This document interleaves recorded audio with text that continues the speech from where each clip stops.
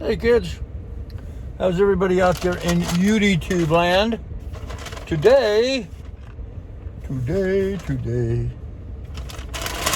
we are at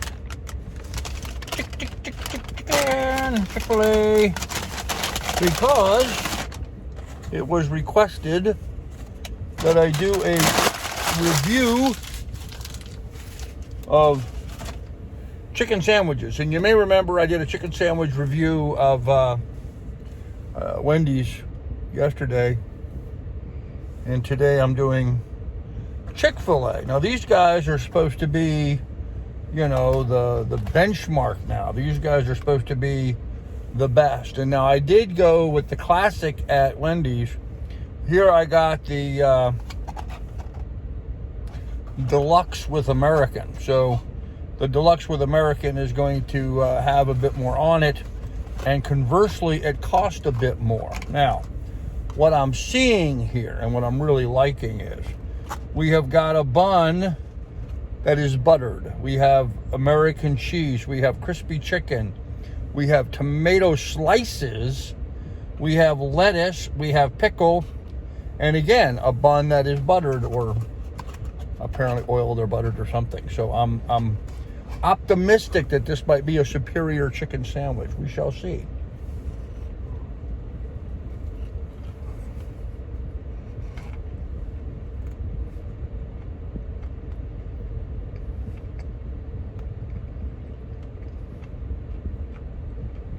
Okay. Substantially better. Substantially better. Not at all dry. The chicken's crispy and well flavored. I love the freshness and the coolness of the lettuce and the tomato in there.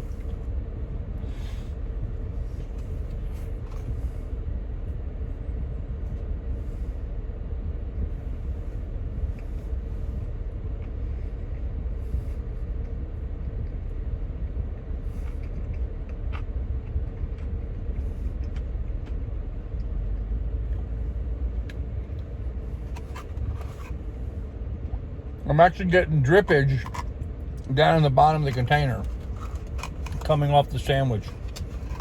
Tomato juice or something coming out of tomatoes, no doubt.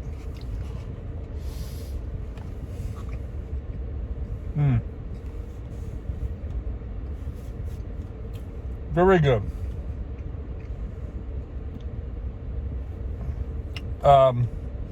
Chicken sandwich and fries, $7.75. So money-wise, not too bad.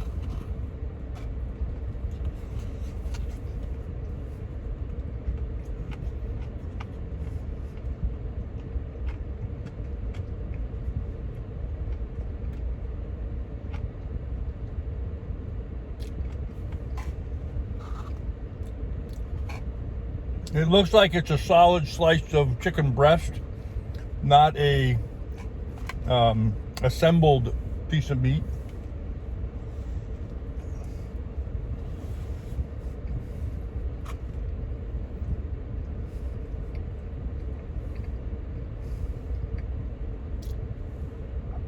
Oh, very good.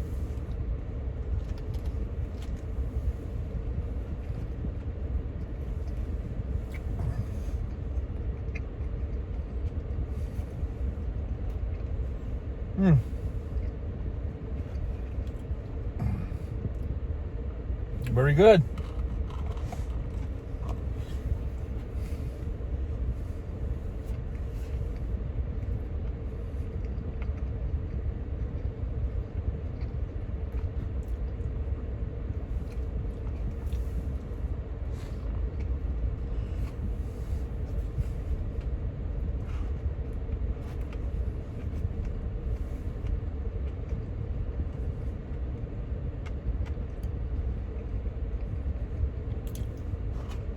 Well, it's a good sandwich.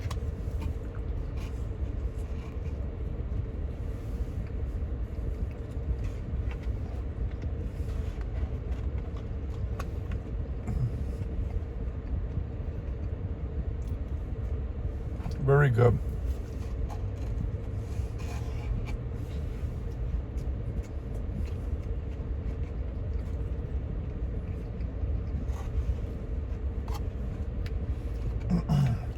You know, if anything, it might have too much lettuce and tomato in it.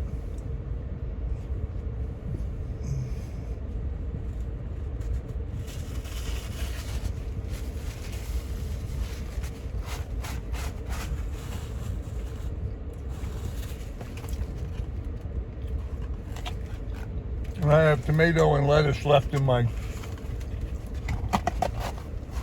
box.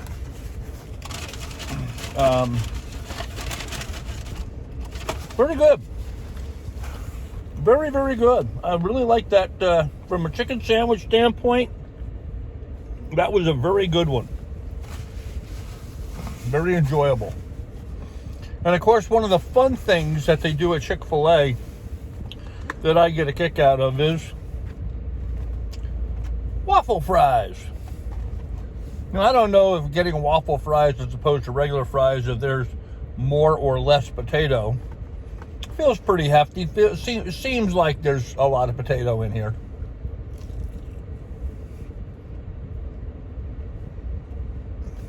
I ate my sandwich first. Potatoes are still hot.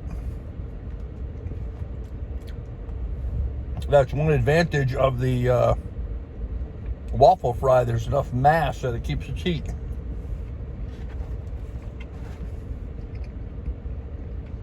Skin's left on. All of the protein, nutrients, all the good stuff in the potatoes in the skin. It's not in the interior, it's on the skin. When you peel a potato and remove the peelings, you're removing all of the beneficial stuff from a potato. So I like seeing skin on.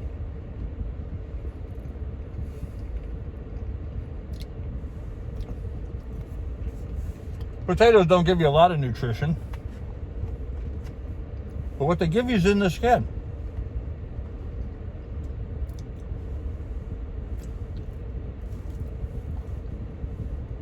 They're just fun.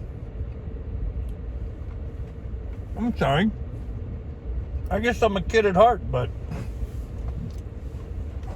I like having a fun lunch. These are fun.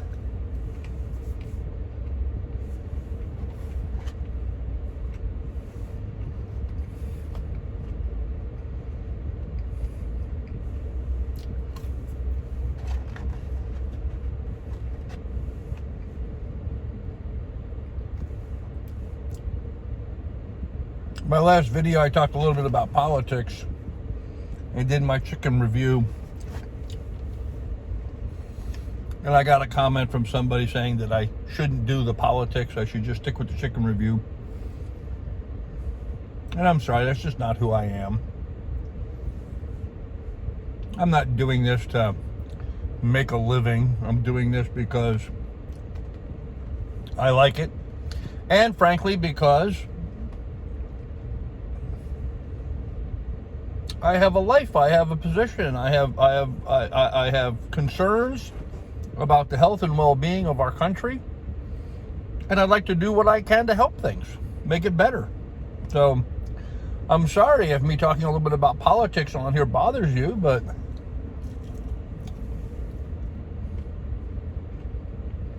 I do find it necessary. Necessary to do my part. The bad people in the world, I'm not saying who the bad people are in this state, I'm saying the bad people in the world, the one thing they're counting on is people not paying attention. Like any criminal, they want you to not notice the crime they're committing. So noticing, commenting about it, making it part of our conversation and lexicon is very important to me in getting people to at least start opening up their minds about what's going on in the world.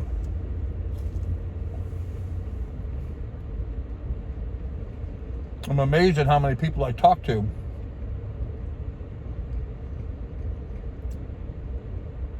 who have very strong opinions on various subject matters, but have not done any of the research to understand what their opinion is.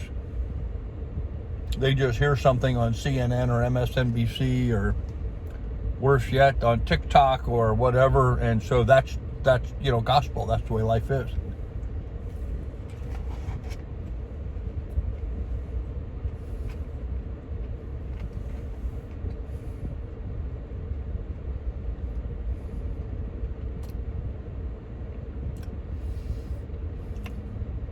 Yesterday, Biden was on Jimmy Kimmel.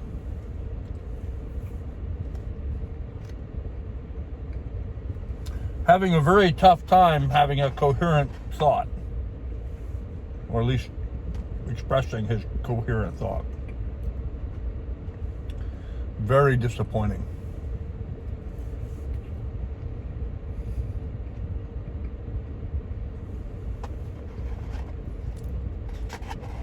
A lot of the conversation talking about guns and Uvalde shooting. Matthew McConaughey took it upon himself to get up there and spout a bunch of nonsense about guns and gun stuff.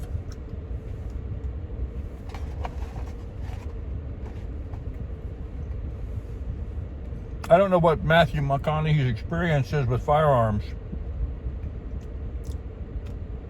aside from all the money he's made from making movies about him holding a gun in his hand.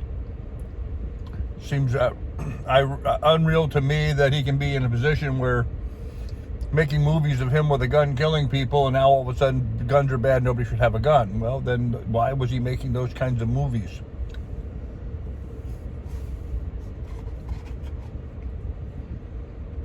Inconsistencies in his character, if you ask me.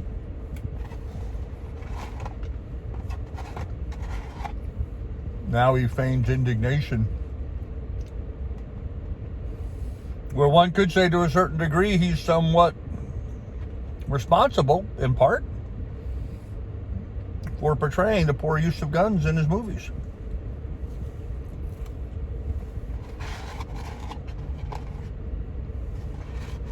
Killer Joe.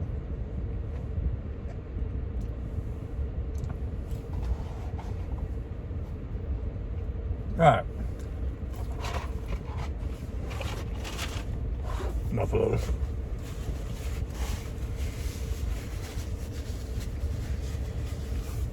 Gun control. Going to be our conversation today. And why? What gives me the right? Let me give you some background. I used to own a gun club called Pinebrook Shooting Sports, where we shot, trap, skeet, and sporting clays. We had a gun store. I was a federal firearms licensee at the time.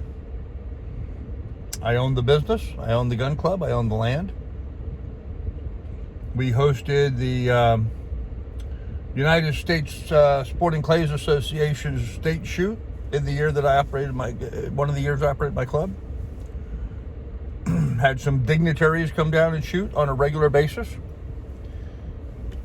It was a big deal. Used to be a big deal. I have started out young shooters who went on to shoot in the International Skeet Shooting Olympics.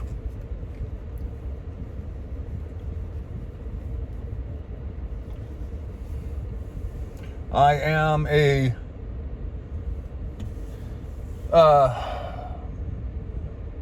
I'm a 4-H shooting instructor,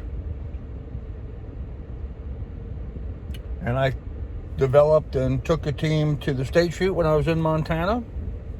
Team of kids shooting shotguns, shooting trap, actually.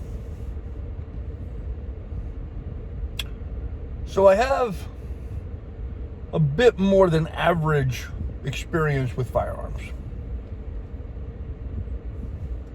Bit more than average. And here's my perspective on how to resolve once and for all the whole gun control narrative. For starters, we need serious people on both sides of the line trying to argue and deal with some real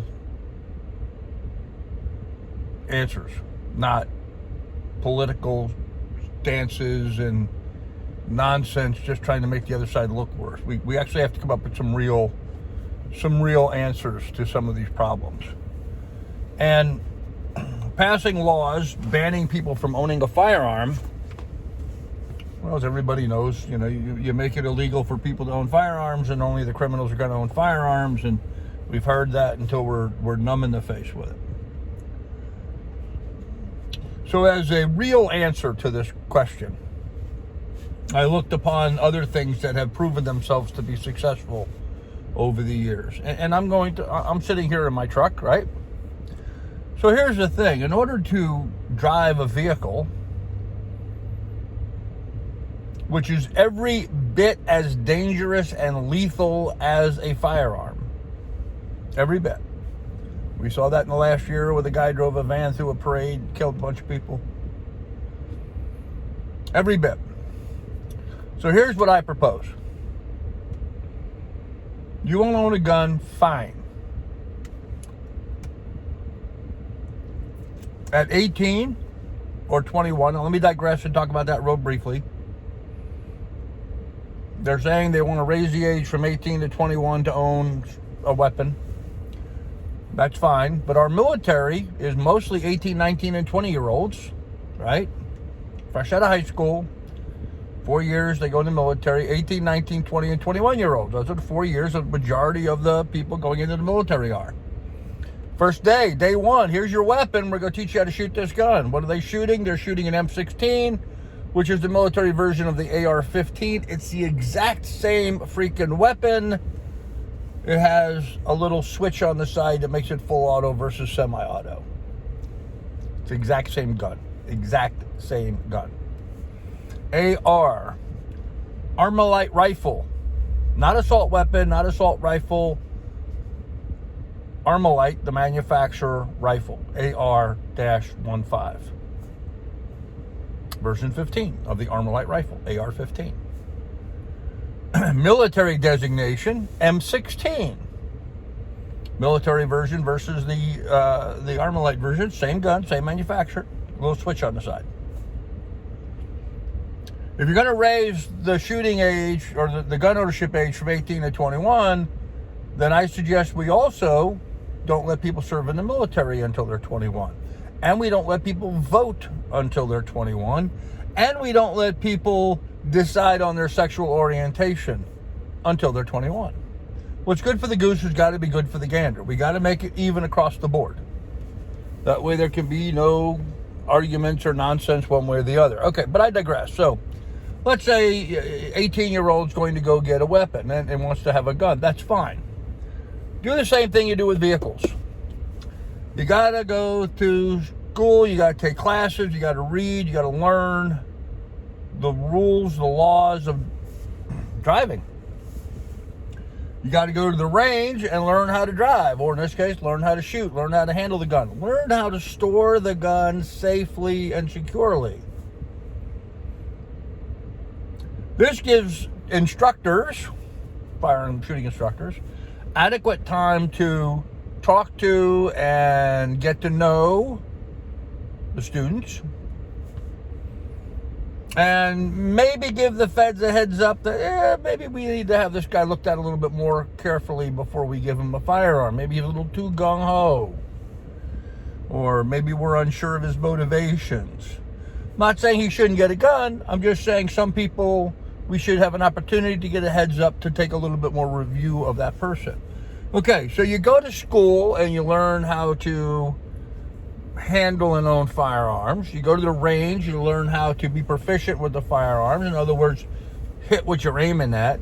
None of this, none of this ghetto, hold the gun sideways, nonsense, but really how to shoot a firearm correctly. Get a license.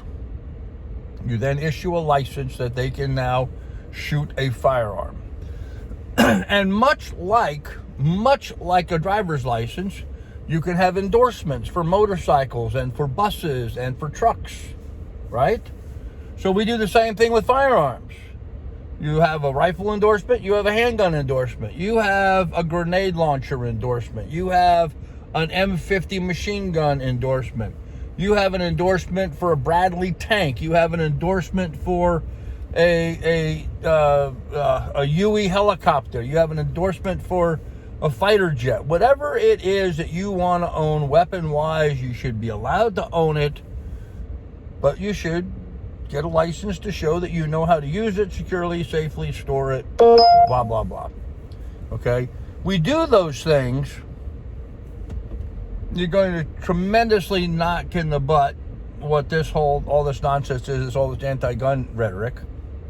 And you're also going to hold true to our Second Amendment, which was not designed for hunting. It was not designed even for protecting your home.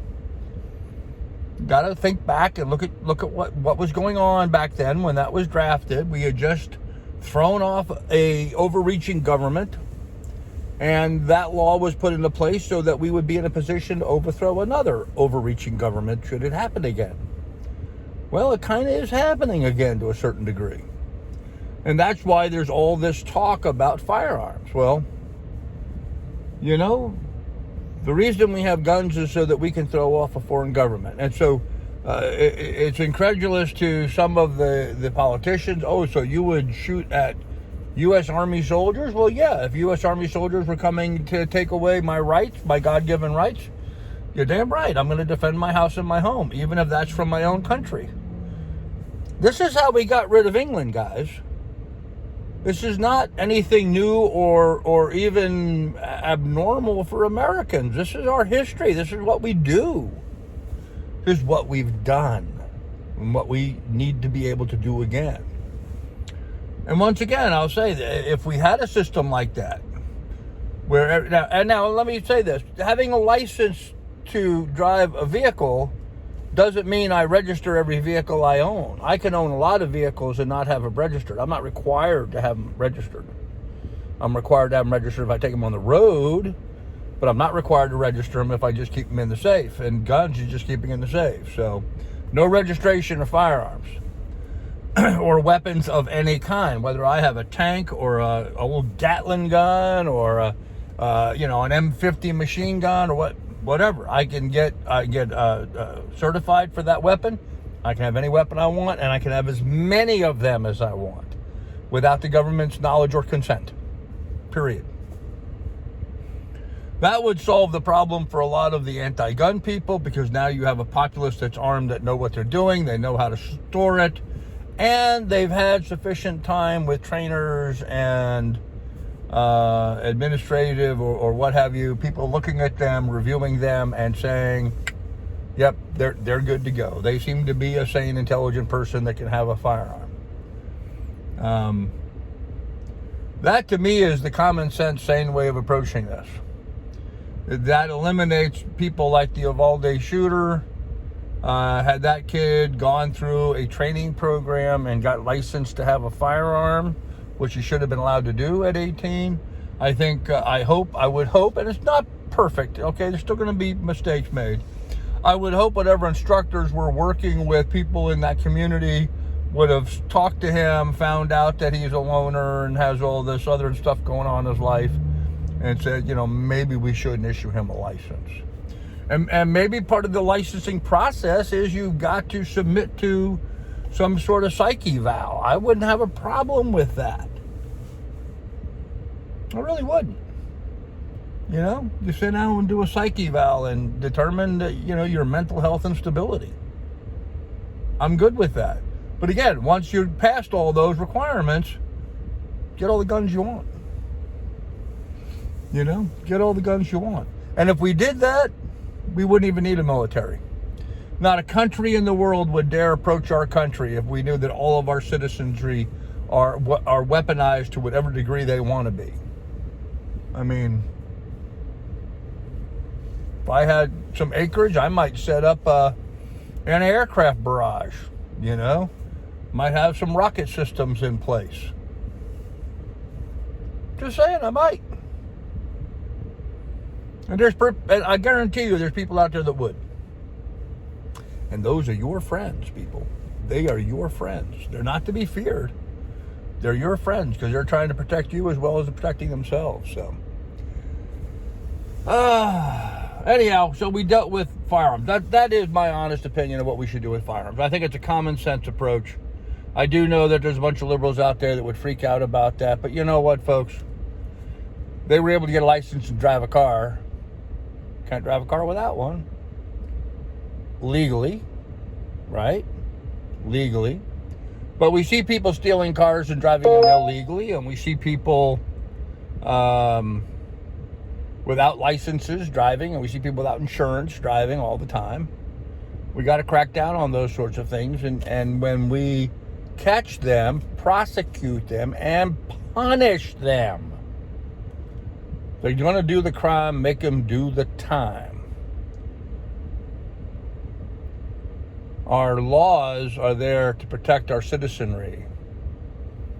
And we need to get back. We need to get back to the old cowboy way, you know, with law and justice. Here's the cowboy way. Horse thieves were not hung because they stole a horse. Horse thieves were hung so horses would not get stolen. Very different distinction in those two approaches. We need to get back to that approach. We need to make it a public deterrent so people will quit this nonsense. And we do that, nonsense will end pretty quickly. Anyhow, kids, that's it for today. I'll have more for you in the near future. Chick-Fil-A chicken sandwich, pretty darn good. Gotta admit, pretty darn good. We'll see you later. Be good, be careful, take good care of one another, and I'll have more for you in the near future. Bye.